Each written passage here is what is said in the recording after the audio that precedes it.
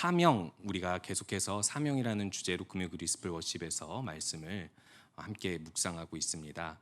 우리 사회의 구조에서 사명감이라는 용어를 쓸 때 어떨 때 쓸까요? 사회 구조에서 사명감을 가진 사람이라고 지칭할 때는 이렇게 정의한다고 합니다. 직업 의식을 가지는데 이 직업을 통하여서 공공의 유익을 더 추구하고 공공의 유익을 더 주려고 하는 정신을 가진 사람이라고 이야기합니다. 그러니까 그 직업이 어떤 사람에게는 사회에서 요구되는 공적인 직업으로 사명감을 가질 수도 있지만, 예를 들면 우리가 개인적으로 어떤 판매, 유통, 여러 가지 자영업의 일을 한다고 하더라도 그 직업에서 할 수 있는 공공의 유익을 추구하고 그것을 사명으로 여기면서 사는 사람이라고 이야기합니다. 쉽게 예로 든다면 제가 일했었던 곳이 한 곳이 있는데요. 그곳 사장님은 이 공업용 호스를 파는 분이셨습니다. 그러니까 포크레인이나 아니면은 우리가 공사하다 보면은 터널도 그렇고 엄청나게 압력이 큰 걸 감당하는 단단한 철이 들어간 호스가 있거든요. 그런 호스들을 유통하고 판매하기도 하고, 또 이제 그 자신이 원래 있던 회사에서 나오면서 개발한 또 이제 자기만의 어떤 기술을 가지고 주유기 호스를 만들어서 파는 거였는데, 저는 그때 직원이 아니라 잠깐 알바하는 거였지만은 그런 것들을 이제 도와서 일을 했습니다. 근데 정말 너무 너그럽고 온유하신 분인데 정말 인정사정 없이 혼낼 때가 있습니다.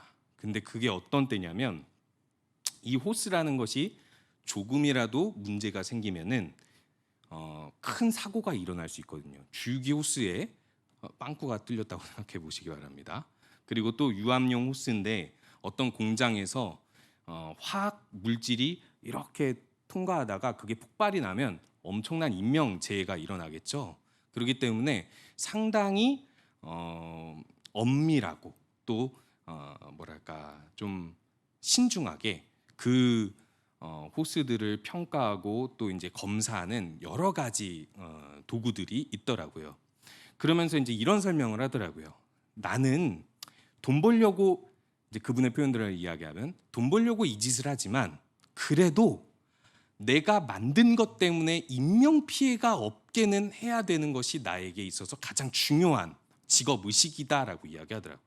마찬가지로 너도 다치면 안 되고 이걸 만들어서 쓰는 모든 사람이 절대 다치지 않게 하는 게 나의 목적이다 하면서 이럴 때만큼은 인정사정 없이 혼낸다. 제가 어떤 실수를 한 건 아니지만 실수를 할 수 있을 가능성이 생겼을 때 그렇게 충고를 하시더라고요. 그때 제가 감명을 받았던 건, 와, 이분은 정말 자기 직업을 그냥 허투루 하는, 그냥 돈만 벌려고 하는 사람이 아니라 사람들의 안전과 유익을 위해서 하는 사람이구나. 심지어 이분은 이렇게까지 이야기했습니다. 이 호스를 사용하고 유통하는 사람들이 그곳의 사업장에서 더 많은 수익을 얻을 수 있도록 완벽한 상품을 만들어내는 것, 이것 또한 자기의 직업 의식이다. 심지어 유통하는 거래처가 망하고 안 망하고도 자기가 얼마나 완벽하게 물건을 검열하고 만들어내는 것과 연관이 돼 있다라고 이야기를 하더라고요. 거기서 참 그런 생각을 하게 됐습니다. 목사로서의 사명감도 그런 부분들이 있어야 하는데, 물론 없지는 않겠지만 참 이분처럼 투철한 사명감을 가지고 내가 목회를 하고 있을까, 또 살아가고 있을까를 돌아보면서 이런 것이 바로 사명감이구나라는 생각을 하게 되었습니다. 자, 그러면 이렇게 개인적인 직업 말고 우리가 사회적으로 꼭 요구되는 사명감을 가지고 있어야 할 직업들이 있죠. 무엇이 있을까요? 이 직업은 사명감이 투철해야 됩니다. 사명감이 있어야 됩니다. 이렇게 그러기 위해서 사회적 구조로 이 직업을 만든 것이죠. 하는 것들이 있죠. 우리가 대표적으로 생각해 본다면 얼마 전에 우리가 투표한 것처럼 나라의 위정자들입니다. 우리가 투표해서 그 사람이 공무원 혹은 위정자로서 역할을 하게 하는 것은 그 사람에게 엄청난 책임을 주는 거거든요. 그렇기 때문에 그 모든 것에는 위정자들에게 있어서는 정직함 그리고 지혜로움이라는 책임이 분명하게 요구됩니다. 그뿐이 아니죠. 경찰, 의사 혹은 119 구급대원, 소방관 등등 정말 사회적 책임감, 사명감을 잘 가지고 있어야만 하는 요구되는 직업들이 많습니다. 그런데요, 제가 이 직업들을 다시 한번 생각해 보게 되었는데요. 과연 이 직업에 종사하는 분들 모두가 사명감이 투철할까라는 질문을 던져보았습니다. 근데 그 질문 중에 한 직업이 딱 걸리는데요. 이 직업만큼은 사명감 없이는 그냥 돈 벌려고 안정적인 직장으로 살 수는 없겠다. 그런 직업이 하나가 딱 떠오르더라고요. 무엇이라고 생각하십니까? 이게 개인마다 생각이 다 다를 수 있는데요. 어떻게 보면 정치하는 분들도 사명감이 투철한 분들로 가득하진 않잖아요. 그러지 않아도 정치할 수 있잖아요. 어떤 직임을 맡을 수 있다라는 것입니다. 경찰도 어떻게 보면 그런 사람들, 사명감 투철한 사람들로 가득하지는 않을 수도 있고요. 어떻게 보면 의사들도 돈을 벌고자 하는 분들도 있을 수 있습니다. 그런데 사명감 없이는 절대 하지 못하는 직업이 있는데 그게 바로 소방관, 119 구급대원들입니다. 근데 왜 이분들만큼은 우리가 누가 봐도 이 사람들은 다 사명감이 투철하구나라고 인정할 수 있는가 생각을 해보니까 이 직업의 특성 때문입니다. 생명을 걸고 희생을 하는, 모든 일이 희생을 하는, 생명을 살리는 일이기 때문입니다. 긴급하게 생명을 살리는 일이기 때문에, 죽고 사는 문제이기 때문에 이 직업에 있어서는 사람들이 허투루 그냥 돈 벌고자 안정적인 직장으로서 사명감 없이 일하지는 못한다라는 것이죠. 더더군다나 혜택이 적고 희생은 큰 직업이기 때문에 아무나 누구나 할 수 있는 것은 아닙니다. 제가 앞에서 서론에서 이렇게 긴급하고 생명을 다루는 이 직업이 사명감이 투철한 직업이다라고 강조한 이유가 있습니다. 그리스도인에게도 여러 가지 사명이 요구가 되는데 그 중에서 우리가 제일 강조되는 사명이 무엇이죠? 생명을 긴급하게 다루는 사명입니다. 이것은 더 강조해도 지나치지 않다고 할 만큼 강조되어 왔고, 어떻게 보면 이 자리에 있는 성도분들이라면 이미 그것을 너무나도 많이 해왔을 수도 있고요. 그리고 또 많이 배워왔고 이미 다 알고 있는 사실일 수 있습니다. 그런데 오늘 에스겔 이 33장의 말씀을 통해서 우리가 한 번 더 이 전도의 사명에 대해서 짚어보고자 하는 것은, 우리가 이제까지 생각해 왔던 그 모든 사명보다 조금 더 강력하게 요구되는 사명으로서 파수꾼의 사명이 어떤 사명인지를 살펴보고자 합니다. 먼저 하나님께서 에스겔을 선지자로 세우시고 나서 이 에스겔이 이스라엘 민족에게 복음을 전하는 이 사명에 대해서 하나님께서 이렇게 표현하고 계십니다. 33장 7절에 보니까요. 인자야, 내가 너를 이스라엘 족속의 파수꾼으로 삼음이라라고 이야기합니다. 여기서 파수꾼으로 삼았다라는 것은 파수꾼으로 세웠다라는 것이죠. 왜 하나님께서는 굳이 파수꾼이라는 비유를 통해서 에스겔에게 선지자적 사명을 강화하며 강조해주고 있을까요? 이 파수꾼의 사명을 우리가 살펴보면 알 수 있습니다. 파수꾼은 어떤 사람이냐면 요즘 말로 이야기하면 경계병입니다. 군대에서 제일 중요한 사명이 경계의 사명입니다. 작전에 실패한 군인은 용서돼도 경계에 실패한 군인은 용서할 수 없다라고 할 정도로 밤중에 병사들이 자고 있을 때 바깥에서 보초를 서는 사람들, 혹은 병사들이 안에서 이 군의 모든 일들을 돌보고 있을 때 이 바깥에서 경계를 하는 이 모든 병사들은 적으로부터 혹여나 침투해오는 게 있을 때 그 역할을 감당하지 못하면 모두가 죽게 되는 것이죠. 마찬가지로 파수꾼도 성을 지키는 사람입니다.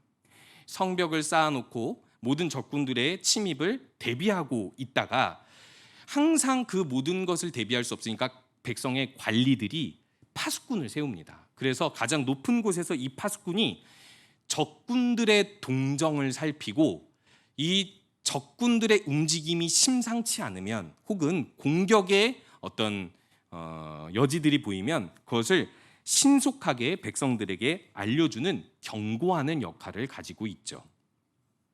이 파수꾼이 역할을 잘 감당해내지 못하면 그 성은 반드시 무너지고 반드시 공격당해서 그 모든 성읍과 마을은 초토화가 되게 되어 있습니다. 하나님께서 이렇게 파수꾼이라는 용어를 그러니까 비유를 통하여서 에스겔에서 강조하여 주고자 하는 사실이 무엇일까요? 파수꾼으로서 선지자적 사명을 감당하지 않는다면 다 죽는다입니다. 여기서 바꿔 말하면 모든 이스라엘 백성의 생명이 너에게 달렸다라고 이야기하고 있는 것입니다.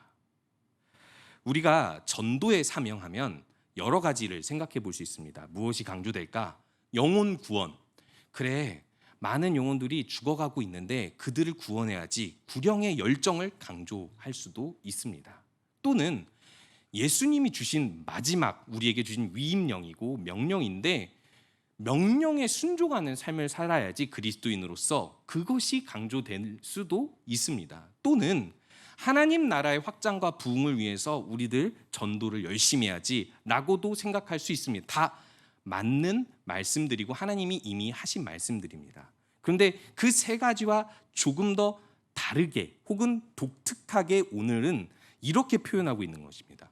전도의 사명을 파수꾼의 사명으로서 모든 복음을 듣지 못한 자들이나 깨닫지 못한 자들에게 복음을 전하고 그들에게 하나님을 알리고 하나님의 진리에 대해서 깨닫게 할 책임이 그리스도인에게 있다는 사실입니다.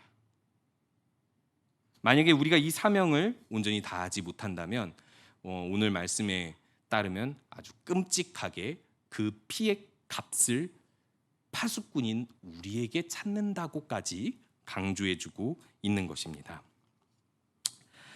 결국에는 이 부담스러운 책임이 되는 이유가 있습니다. 이 전도의 사명은 선택이 아니라는 것입니다.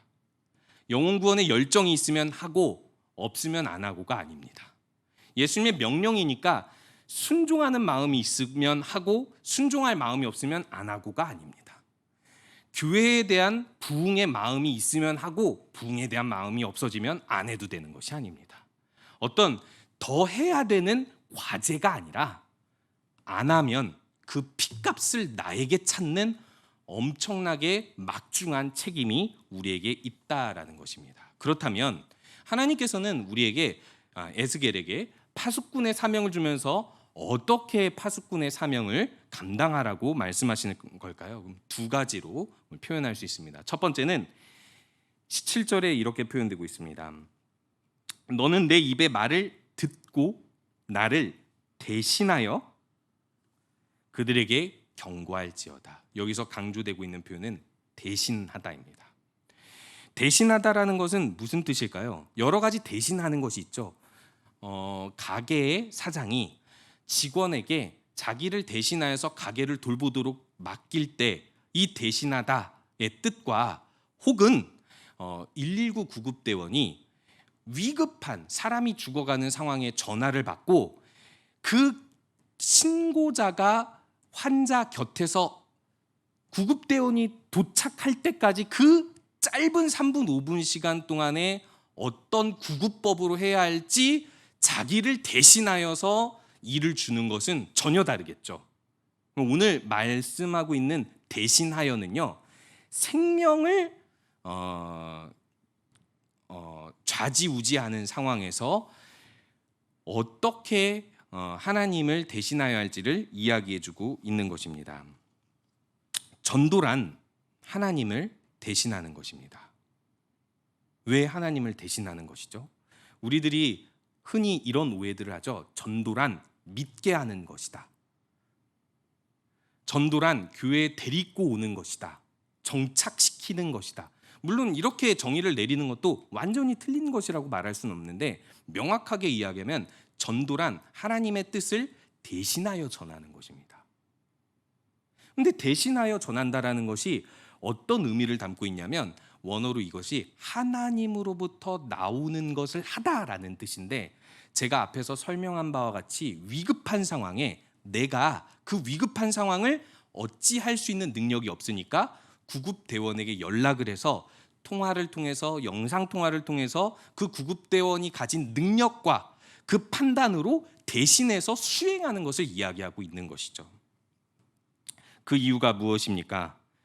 우리는 사람을 구원할 때 사람을 구원할 능력이 하나님보다 뛰어나지 않기 때문입니다. 그것을 신뢰하기 때문에 우리가 하나님을 대신하여 행한다고 말할 수 있는 것입니다.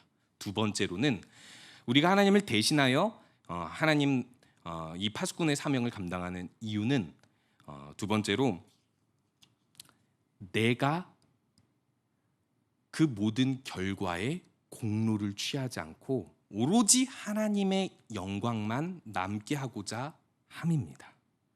우리들이 오해하는 바가 있죠. 전도의 목적은 영혼을 구원하는 것이다. 이것도 틀린 말은 아닙니다. 물론 그 목적도 있지요. 그런데 1차적으로 목적은 하나님의 영광을 드러내는 것입니다.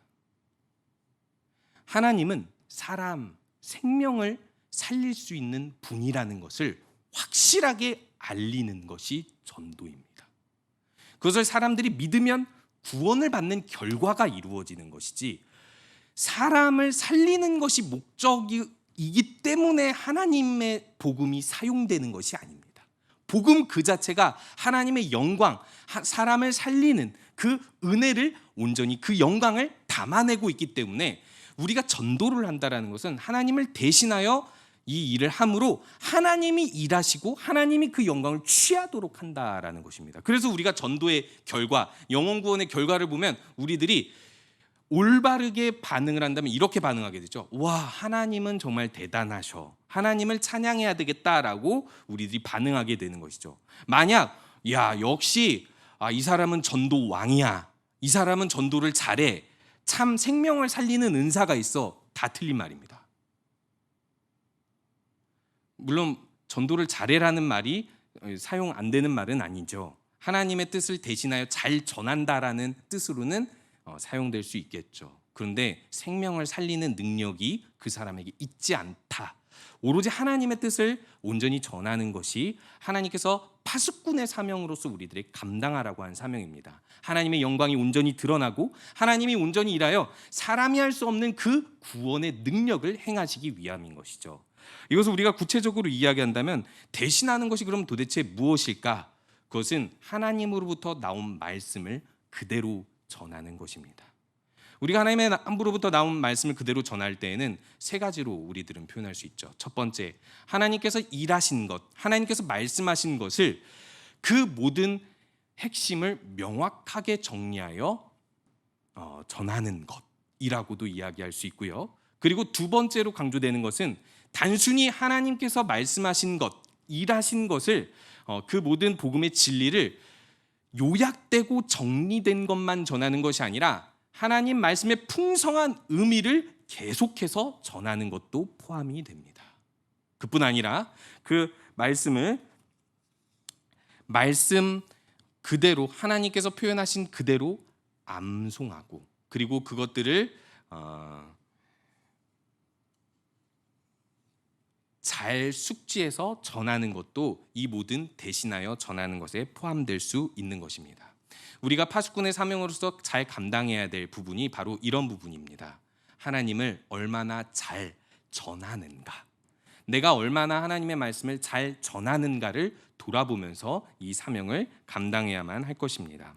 두 번째로 하나님을 대신한다, 이 파수꾼의 역할을 하나님께서 두 번째로 이렇게 말씀하십니다. 오늘 에스겔 33장 말씀이 똑같이 에스겔의 3장에서 나타나고 있거든요. 그래서 3장 11절의 말씀을 인용하여 말씀을 전하고자 한다면, 그들이 듣든지 아니 듣든지 그들에게 고하여 이르기를 이라고 하나님께서 3장 11절에서는 똑같이 파수꾼의 사명을 주시면서 강조하고 있는데요. 여기서 듣든지 아니 듣든지라고 이야기하면 우리들은 이렇게 오해할 수 있습니다. 그냥 아무 영혼 없이 성의 없이 듣든지 말든지 그냥 맨날 전하라는 소리구나. 이렇게 우리들은 오해할 수 있는데 여기서 중요한 사실이 있습니다. 33장에서 하나님께서 그들에게 말씀을 전할 때 깨우치도록 말씀을 전하라고 말씀하고 있는 것입니다. 깨우치도록 말씀을 전하는데 듣든지 아니 듣든지 말씀을 전하라? 이것이 어떻게 잘 맞물릴 수 있는 것일까요? 깨우치도록이라고 했을 때 이 깨우치고자 하는 목적과 마음은 가지지만 제가 앞에서 이야기했듯이 결국 이 복음을 깨닫고 믿게 하신 분은 하나님이지 않습니까? 그렇기 때문에 깨우치도록 전하지만 언제나 그 전함을 받는 대상은 듣는 상황이 아니라는 것을 이야기하고 있는 것입니다. 복음을 전할 때 우리가 파수꾼의 사명을 할 때 우리가 이 사명을 잘 감당하기 어려운 이유가 있죠. 사람들은 잘 듣지 않습니다. 잘 깨닫지 않습니다. 근데 하나님께서는 무엇이라 더 강조하시냐면 아니 듣든지 고하여 이르기를이라고 이야기합니다. 근데 만약에 안 들으면 어떻게 되는 걸까요? 안 듣기 때문에 우리가 전하지 않으면, 더 전하지 않으면 어떻게 되는 걸까요? 오늘 33장 2절에서 6절 이렇게 3절에서 6절 이렇게 강조되고 있습니다.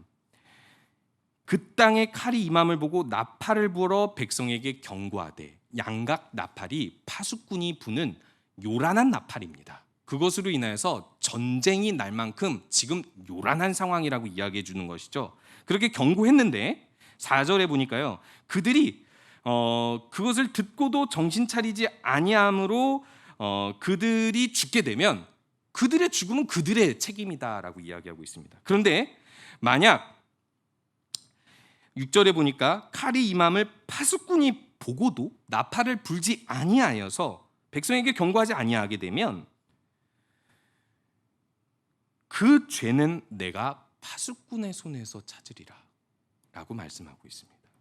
즉 우리가 듣는 상황에서만, 듣는 사람들에게만 전하는 것은 파수꾼의 온전한 사명이라고 말할 수 없습니다. 안 들어도 안 듣는 자들에게 계속해서 전하는 글에 전하여야지만이 결국에는 그들이 죽어도 우리들에게 책임을 묻지 않는다라고 말씀하고 계시는 것입니다. 물론 그렇다고 해서 우리가 과장해서 우리가 복음을 전했는데 누군가가 믿지 않아서 그 결과가 구원받지 못한 결과가 이어져서 그것을 죄책감으로 가지라, 이런 뜻은 아닙니다. 하나님께서는 우리에게 이것을 물어보고 있는 것입니다. 듣는 사람이든지 안 듣는 사람이든지, 그 사람이 들을 시기든지 안 들을 시기든지 하나님 앞에서 진실하게 물어보라는 것입니다. 나는 듣든지 아니 듣든지 성실히 전해왔는가?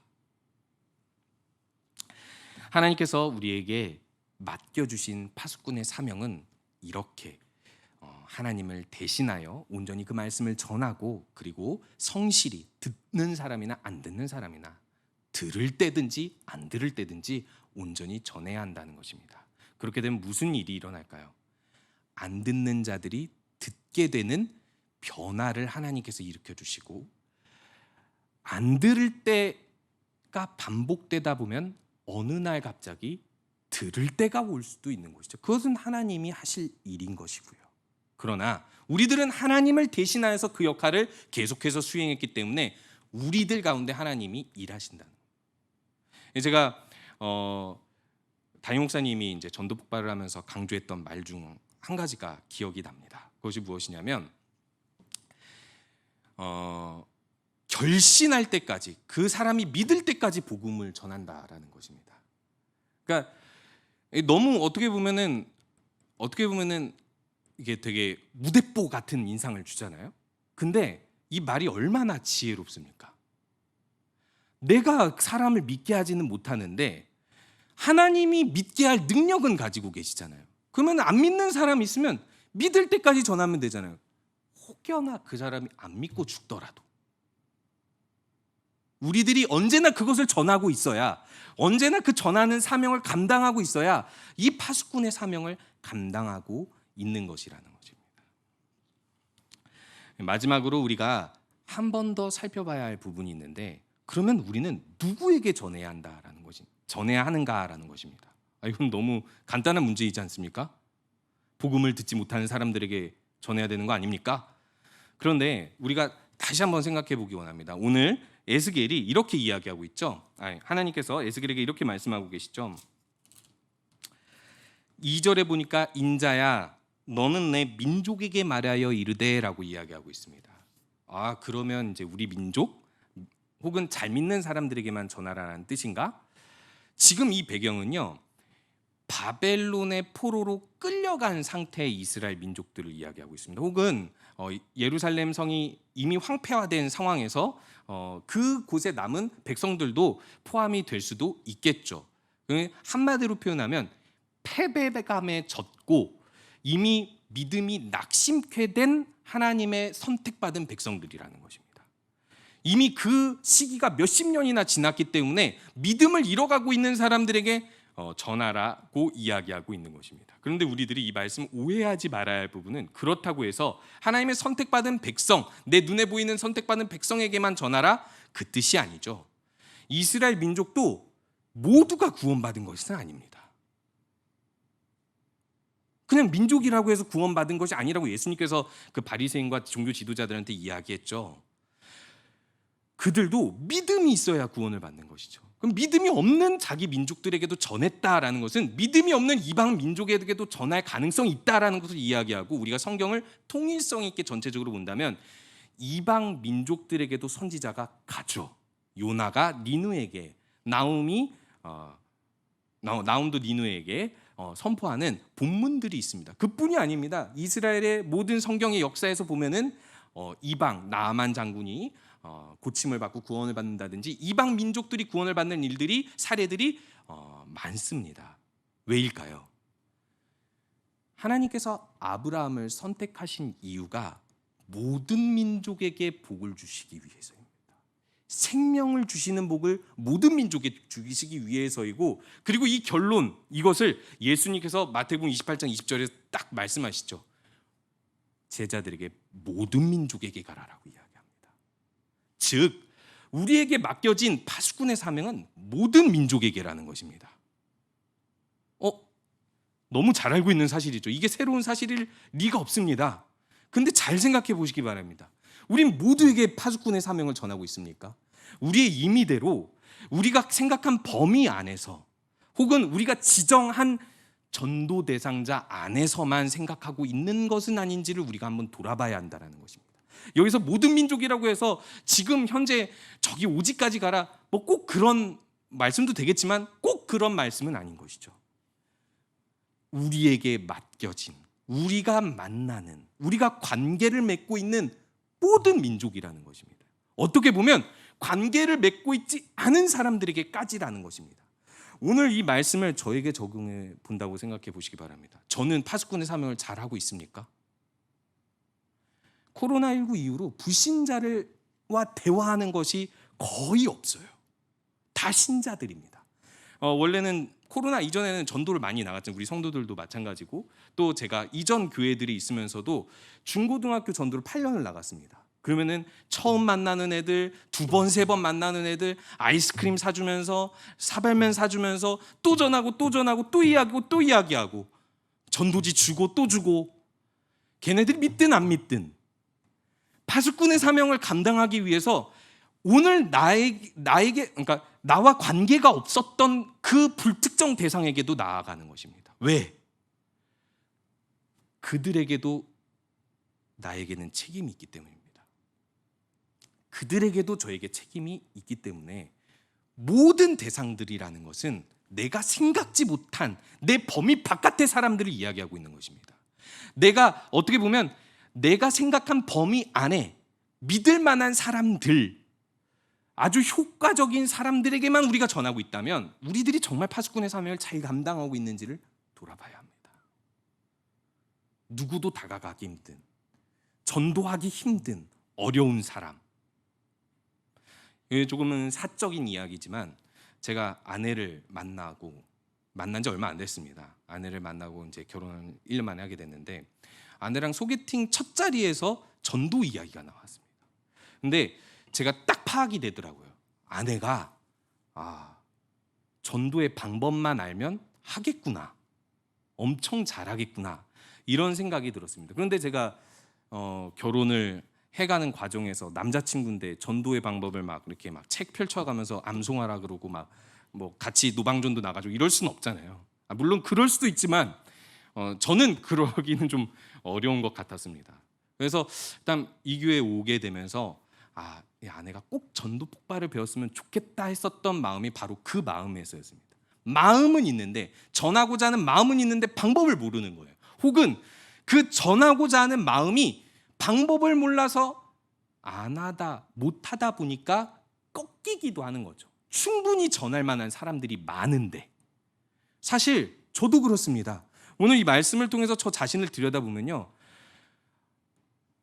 코로나19로 인하여서 나도 전도에 대한 열정과 마음이 너무나도 많이 깎였는데, 그 깎인 마음을 살펴보게 되더라고요.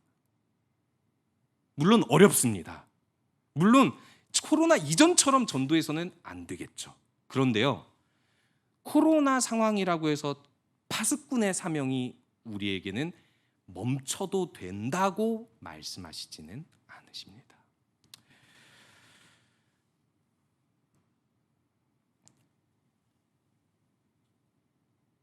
우리 함께 찬양하고 함께 기도하도록 하겠습니다.